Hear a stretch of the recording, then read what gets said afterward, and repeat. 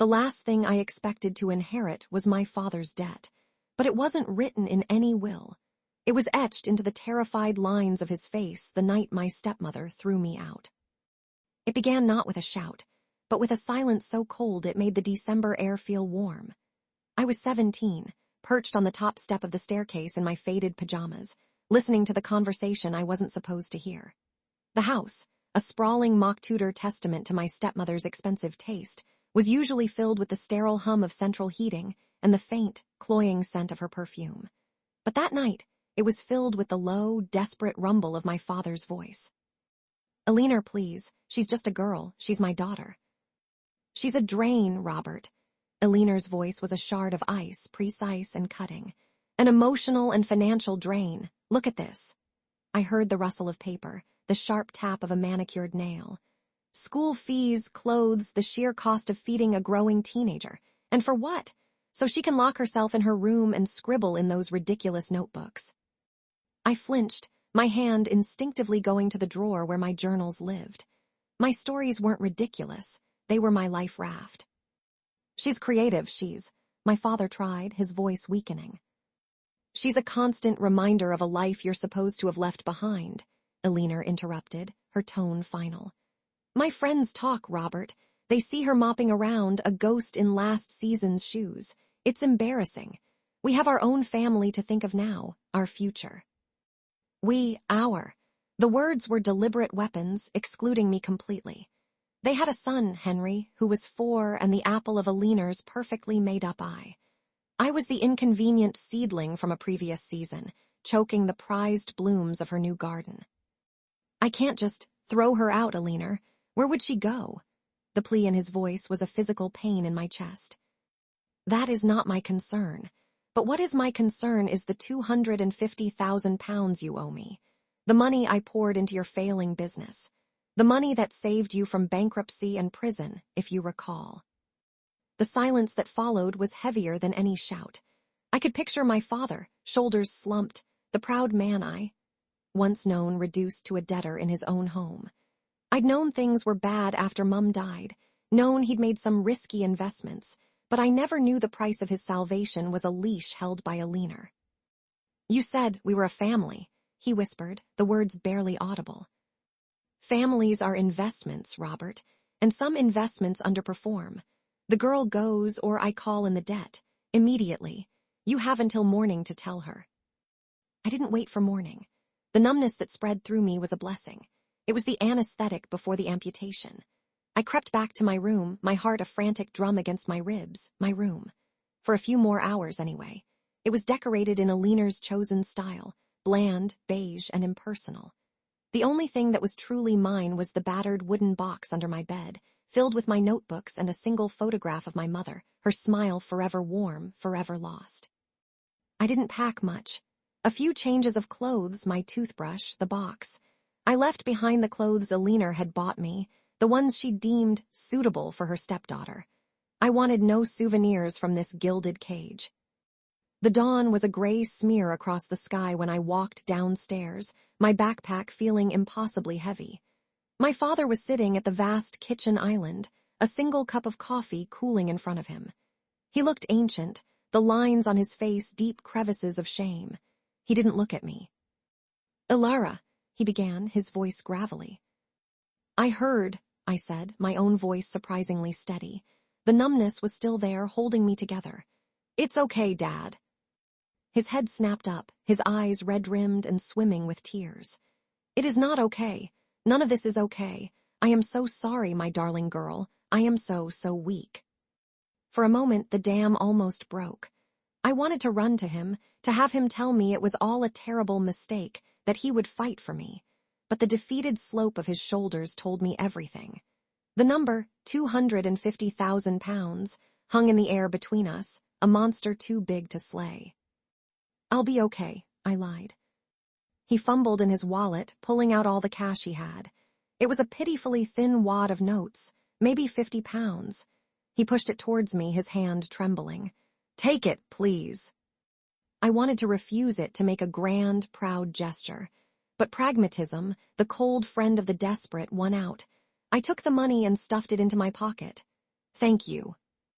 The front door opened and Alina stood there, swaddled in a silk robe, her expression one of cold satisfaction. She didn't say a word. She just held the door open, a clear, silent command. I walked towards it, pausing on the threshold. I looked back at my father, who had buried his face in his hands, his sobs the only sound in the expensive silence. I didn't look at Alina. I stepped out into the biting cold of the morning, and the door clicked shut behind me with a terrible finality. The world suddenly seemed vast and terrifyingly loud. The beige carpet and sterile air of the house were replaced by the gritty pavement and the diesel-scented wind of the city waking up. I was alone, truly, utterly alone. The first day was a blur of walking. I walked until my feet ached, my mind a whirlwind of panic and disbelief. Where does a 17-year-old girl with 50 pounds go? Friends, I had few, and their comfortable, stable families would ask questions I was too ashamed to answer. Social services, the thought of being swallowed into that system was terrifying. As evening drew in, the cold became a sharp, aggressive thing, gnawing through my thin jacket. I found myself outside the central library, its warm, yellow light a beacon. I slipped inside, the warmth a relief so profound it brought tears to my eyes. I hid them quickly, brushing my cheeks as I wandered through the stacks, finding a secluded corner in the nonfiction section. I pulled out one of my notebooks, my fingers tracing the familiar cover. My mother had bought this one for me. For my Alara, she'd written inside, whose stories will one day change the world. The pain of missing her was a fresh wound, compounded by the abandonment of the parent I had left. I couldn't change the world. I couldn't even find a place to sleep for the night. The despair was a tidal wave, threatening to pull me under. But then, as I stared at the blank page, a stubborn ember sparked inside me. Anger. It was a clean, sharp emotion, far better than the suffocating self-pity. Alina thought I was a drain, a worthless investment. My father's weakness had confirmed it. I would not be that. I would not disappear. I opened the notebook and began to write. Not a story, but a plan, a survival guide. Step 1, shelter. The library had closing hours. I needed somewhere safe. I remembered a girl from school, Chloe, who was a bit of a rebel. She once mentioned a youth shelter on the other side of the city, a place that didn't ask too many questions if you were in real trouble. It took me 2 hours to walk there, my heart hammering with a mixture of fear and hope.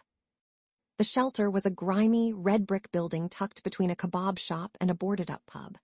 A tired-looking woman with kind eyes named Marjorie signed me in. She asked my name and age. I gave her my real name and said I was 18. She looked at me for a long moment, seeing the fear I was trying so hard to hide, but she just nodded and handed me a thin towel and a scratchy blanket. The dormitory was a long room with a dozen bunk beds. It smelled of bleach and unwashed clothes. Girls of all ages and states of disrepair occupied the space. Some looked hardened, others, like me, were just scared. I claimed an empty top bunk in the corner, curled up around my backpack, and cried silent, exhausted tears into the scratchy blanket. It was the lowest point of my life, but I had a roof. For tonight. Step 2, food. My 50 pounds was sacred. I couldn't spend it on expensive sandwiches. The shelter provided a basic breakfast, porridge and toast. Lunch and dinner were my own problem. I discovered the reduced section at the supermarket, buying bruised fruit and bread that expired that day. I found a community center that served a hot meal every evening for a small donation. I learned to be invisible, to take only what I needed, to always say thank you. Step 3, money. I needed an income. I scoured the job boards in newsagent windows and the library. Nobody wanted a 17-year-old with no fixed address and no references. After a week of dead ends, I saw a sign in a greasy spoon cafe near the shelter. Dishwasher wanted. Cash in hand. The owner, a gruff man named Tony with a surprisingly soft heart beneath his grease-spattered apron, took one look at my desperate, earnest face and gave me a chance. The work was brutal. Hours of scalding water, scraping food, heaving heavy racks. The pay was minimal, but it was cash. Every night, my arms aching, I would count the notes and coins, my tiny hoard of possibility. I opened a secret bank account with the help of a sympathetic librarian who used the library's address for me. Step 4, don't drown. The relentless grind of survival was a trap. I saw it in the eyes of the other girls at the shelter. The light went out. They became defined by their struggle. I refused to let that happen. My notebooks were my salvation. Every spare moment in the library on my bunk after my shift, I wrote. I wrote stories about brave girls in impossible situations. I wrote down my pain, my anger, my memories of my mother. The act of creation was an act of defiance. It proved I was more than my circumstances. Weeks turned into months. I became a ghost in the city, a creature of routine. Shelter, library, work, library, shelter. I saved every penny. I bought second-hand clothes that actually fit from charity shops. I learned to mend them. I was surviving, but the goal I had written in that first notebook, become successful, seemed like a ridiculous fantasy. The turning point came on a rainy Tuesday. I was shelving books in the library, a volunteer gig I'd taken to get more time there, when I overheard two women talking. "Just can't find a writer who gets it," one said, frustration in her voice. She was well-dressed, carrying a leather portfolio. "The brand needs a story, a soul, not just ad copy." "What about that blog I sent you, the Urban Tales one?" the other asked. "Too polished, too corporate. I want something raw, something that feels authentic." Urban Tales was a popular blog I read sometimes. It was good, but the woman was right. It was safe. Without really thinking, I found myself walking towards them, my heart thumping. "Excuse me," I said, my voice small. I couldn't help but overhear. "What kind of story are you looking for?" The well-dressed woman, whose name tag said Sarah Lumina Brands, looked me up and down, not unkindly, but with surprise. I was keenly aware of my worn shoes and second-hand jumper. "We're a new ethical clothing brand," Sarah explained. "We want to launch with a narrative, the story of the journey of our clothes, from the women who make them in India to the people who wear them here. But we want it to feel personal, like a diary." Something clicked in my brain. A story of journey, of resilience, of things made with care finding a home. It resonated so deeply with my own life it felt like a sign. "I could write that," I said, the words out before I could stop them. Sarah raised an eyebrow. "Do you have any samples of your work?" I did, but they were in my notebooks. My private, raw, messy notebooks. Handing them over felt like handing her my soul to judge. But the ember of defiance glowed again. Eleanor's voice echoed in my head, ridiculous notebooks. "I do," I said, my voice stronger. "But it's not polished, it's authentic." I ran to my locker, my hands shaking. I chose one of my newer journals, one filled with observations of the city and its people. I handed it to Sarah. "Please, just read the first few pages." She looked skeptical but took it. "I'll call you." I didn't have a phone. I gave her the library's number and spoke to Marjorie, the shelter manager, begging her to take a message for me. For 3 days, I was a nervous wreck. I was certain she'd thrown the notebook away, laughing at the presumption of a homeless girl. But on the 4th day, Marjorie found me. "Phone call for you, Alara, a Sarah." I ran to the office phone, my hand slick with sweat. "Alara," Sarah's voice was electric with excitement. "My God, this writing, it's extraordinary. The observation, the emotion, it's exactly what we need.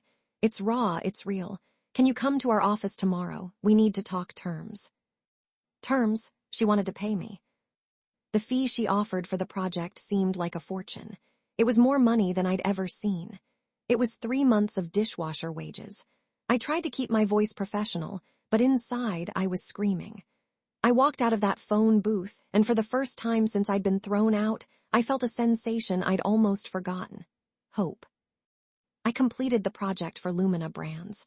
I threw myself into it, interviewing the designers, researching the Indian cooperative they worked with, weaving a narrative that was both beautiful and true.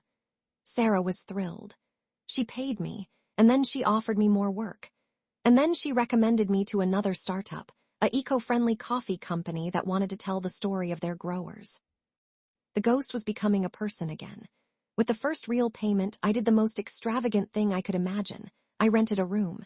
It was a tiny box in a house share with 3 other people. The wallpaper was peeling and the shower was temperamental. But it was mine. I had a key. I had a door I could lock.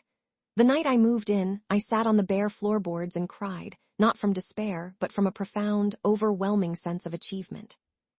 I worked relentlessly. I became a specialist in what they now call authentic storytelling. Brands wanted that raw, personal touch I could provide, the voice that had been honed in hardship, not in a university creative writing course. I built a website. I started a blog of my own, not just with stories for brands, but with my fiction. My following grew. A year passed, then too, I was 21. My tiny room became a small flat. My secondhand clothes were replaced by well-made, simple pieces I bought for myself. The fear was still there, a constant, low-level hum, but it was now accompanied by a fierce pride. I was not a drain, I was a success. But my success felt hollow in one regard: my father. I thought about him every day. The image of him, broken at the kitchen island, was seared into my memory. I had fantasies of showing up at the house, of waving a check in Aliner's face, of rescuing him. But my anger at him was a cold, hard stone in my stomach. He had chosen his financial security over his daughter. He had let me walk out into the cold. Could I forgive that? The question was answered for me by a Facebook message. I rarely checked the account, but a notification popped up on my phone. It was from an old neighbor, Mrs. Gable. "Alara, dear, I hope you're well. I don't mean to worry you, but I thought you should know. Your father isn't well. He's had a turn. He looks so thin. That wife of his is never home, always out spending. I see him sometimes, sitting in the garden just staring. He looks so terribly sad. I thought you'd want to know." The cold stone of anger melted instantly, replaced by a surge of pure, undiluted fear. He was sick. He was sad, and he was still trapped. I knew what I had to do. The fantasy was no longer about revenge. It was about liberation, for both of us. I spent the next week preparing. I hired a private investigator, a discreet woman named Anya, to quietly look into my father's financial situation. The report she delivered was worse than I could have imagined. The debt to Aliner had not been paid down. It had grown, with exorbitant interest she'd apparently stipulated in a private agreement. His business was a shell. He was a prisoner in that house, his allowance doled out like to a child, his spirit completely broken. The final piece of the plan was the money. I liquidated almost everything I had. My savings, my investments, it was a huge risk. It was everything I'd worked for. But some things were more important than money. I dressed carefully the day I went back. I chose a simple, beautifully cut navy blue coat and good boots. I looked successful, but not flashy. I looked like myself. But a self that had been forged in fire and emerged stronger. The house looked the same. Impeccably maintained, a perfect, cold facade. My hand trembled as I rang the doorbell. Aliner answered. She looked older, her beauty hardening at the edges. She was dressed to go out. For a moment, she didn't recognize me. Then her eyes widened in shock, then narrowed in suspicion. "Alara," she said, as if numbing an unpleasant odor. "Aliner, is my father home?" "He's resting. He's not well. You can't just show up here after all this time." She moved to close the door. "I think you'll want to talk to me," I said, my voice calm, steady. I held up a large, thick envelope. "It's regarding my father's debt." Her eyes locked onto the envelope with avaricious curiosity. She hesitated, then stepped back, allowing me inside. The house still smelled the same. It felt like a museum of my worst memory. "Wait here," she commanded, pointing to the sitting room. She disappeared upstairs. I heard the murmur of voices, one sharp hers, one weary his. A few minutes later, she returned alone. "He'll be down shortly. Now, what is this about?" "I'll wait for my father," I said politely, taking a seat. I wouldn't deal with her alone, not ever again. We sat in a tense silence until my father appeared in the doorway. My breath caught in my throat. Mrs. Gable had understated it. He was gaunt, his clothes hanging off him. His eyes, which had once been so bright and full of life, were dull and tired. But when they landed on me, a spark flickered in their depths. Shock, recognition, shame. "Alara," he whispered. "Hello, Dad." Aliner cut in, her impatience palpable. "She says she's here about the debt, Robert." I stood up and walked to my father, ignoring Aliner completely. I took his hands. They were cold. I heard you weren't well. I'm all right, he said, but his eyes said otherwise. They were pleading with me, apologizing all at once. I led him to a chair and then turned to Alina. I opened the envelope and pulled out the contents. A cashier's check, made out to Robert Davies for £275,000. The original debt, plus what I'd calculated as a fair interest. This, I said, placing the check on the coffee table between us, is for my father.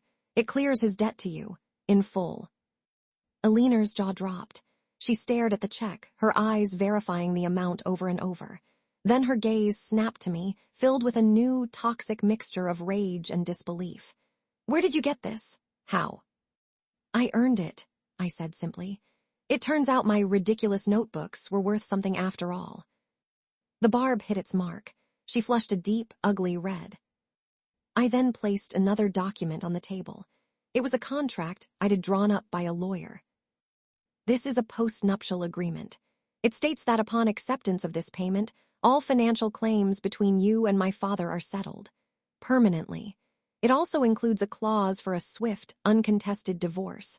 My father will keep what remains of his business assets, and you will keep whatever you have in your personal accounts, which I suspect is considerable. You will make no further claims on him, ever. The room was silent. My father was crying silently, tears streaming down his hollow cheeks as he looked at the check, at me, at the impossible reality of his freedom being bought by the daughter he'd failed. Alina looked from the check to the contract, her mind racing. I could see the calculation. The money was a fortune. A clean break was better than being tied to a sick, broken man. Her pride was wounded, but her greed was stronger. I'll need my lawyer to look at this, she said stiffly, snatching up the documents. Of course, I said. You have his number. The offer is valid for 24 hours. I turned to my father. Dad, pack a bag. You're coming with me. Alina scoffed. He's not going anywhere. Yes, my father said. His voice was quiet, but it was firm. It was the first firm thing I'd heard him say in years. He looked at Alina, and for a moment the ghost of the man he used to be was visible in his eyes. Yes, I am. He stood up, his movements slow but determined, and walked out of the room without looking back at her. I followed him. We went upstairs to the room that had been mine. He didn't go to the master bedroom he shared with Alina. He went to a small guest room. His room. His suitcase was in the closet. He started packing, his hands still trembling, but now with purpose, not fear. We walked out of that house 20 minutes later. Alina was on the phone in the sitting room, arguing with her lawyer, the check clutched in her hand. She didn't say goodbye. The cold air outside had never felt so clean. I helped my father into the taxi I had waiting. He looked out the window as we drove away from the mock tutor prison, and he began to sob, great, heaving sobs of relief and grief and shame. I'm sorry, Alara, he choked out. I am so sorry. I was a coward. I took his hand. The anger was gone. All that was left was a vast, aching sadness for all we had lost, and a fierce protectiveness for what we could still reclaim. I know, Dad, I said softly. It's over now. He came to live with me in my small flat. It was a tight squeeze, but it was filled with something his big, expensive house had never had: warmth. It was a long road back. His health was fragile, both physically and mentally. The debt had been a monster, but the guilt was a cancer that had eaten him from the inside out. Slowly, with good food, quiet days, and endless patience, he began to heal. He started talking about my mother again, telling me stories I'd never heard. He began to draw little architectural sketches again, just for fun. The light slowly returned to his eyes. I rebuilt my business, smarter and stronger than before. The story of what I'd done, the homeless girl who became a storytelling sensation to save her father, leaked out. Ironically, it became my most powerful marketing tool. But the success felt different now. It was no longer just about survival or proving someone wrong. It was about building a life, a real one. One evening, about a year later, we were sitting on my small balcony, watching the sunset over the city skyline. My father was looking healthier, his face filled out, his smile easier.